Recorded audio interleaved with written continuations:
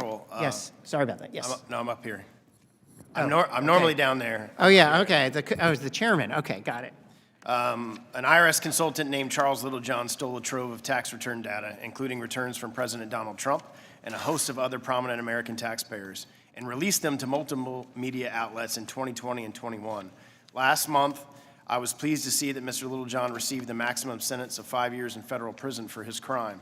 In addition to criticizing the Biden administration's DOJ for only bringing one criminal count against Mr. Littlejohn, Judge Anna Reyes told Mr. Littlejohn at his sentencing that his crusade to violate President Trump's rights was an attack on our constitutional democracy, and I could not agree more.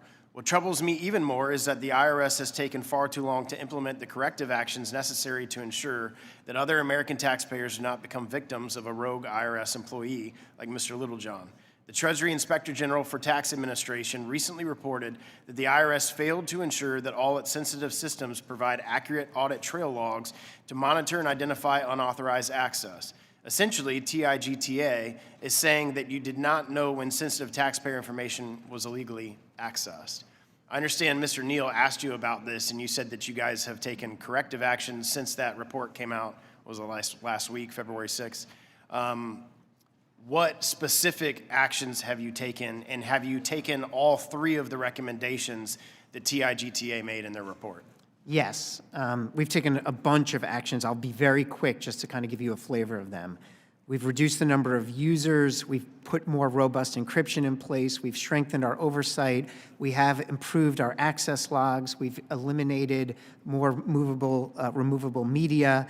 We've put in place tighter email controls, new printer controls, and on and on and on. And on this point, this is such a critical point on the audit trails in our systems.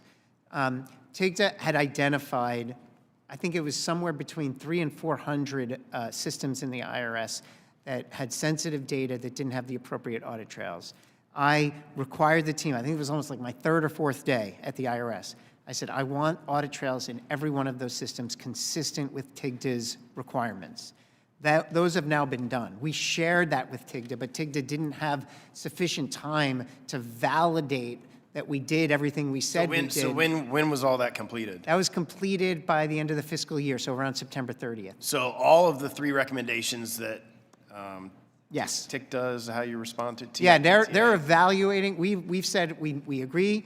We're making the changes. We've made the changes. Here they are, and TIGTA's now, thank you. We're going to evaluate and see if you've done it exactly the way we want you to do it. So they're re-examining whether, for example, our audit trails are as robust as we believe they are now. So they're re-examining. So I'm just trying to understand when, because their report just came out. Yes. So like you've been there a year. Yes. When did you? And I mean, this goes back to the returns were leaked in 2019. It was published in 2020. Then Mr. Littlejohn leaked a second batch in 2020 to ProPublica, which was yes. published in 21. Obviously, you weren't there, so I'm not asking you to vie for what happened during that period of time. But you've been there a year. So is it your testimony today that since you've been there, this has obviously happened, you've started taking corrective actions on these audits? Oversight review from TIGTA, we've said it's like we've handed in our assignment. We've put in all the audit trails to the systems that you've identified needed audit trails, and they're reviewing that to ensure that we didn't miss any. So I want to make it clear to the American people today. So the three recommendations that were in the report last week that they made, you are stating under oath today that those have been made by the IRS. All of the recommendations in the report. We've agreed with all the recommendations. I'm stating for the record that the audit trails recommendation has been done. I want to double, triple confirm that we're completed with the other recommendations, but they're all underway. Can you let the committee know? Absolutely. When can we expect that information? I can probably get back to you by tomorrow or Monday's a holiday, Tuesday. If you could give that to the chair to disseminate to the committee, I would absolutely. appreciate it. In the 30 seconds I have left, please. We have, in my district, was decimated by Hurricane Ian. In the tax package we just sent to the Senate, which obviously isn't going to pass by today, the extension deadline, all of the people in my district for 2022 tax year are now going to be forced to, by today, file their extension and then have to do an amended return. It's my understanding that it's taking about 20 weeks to process amended returns. What assurances can you give all of the Americans in 45 states who've been affected by a natural disaster who are now going to have to file an amended return that is not going to take 20 weeks to get their money back from the IRS. This is a challenging issue, Mr. Chairman.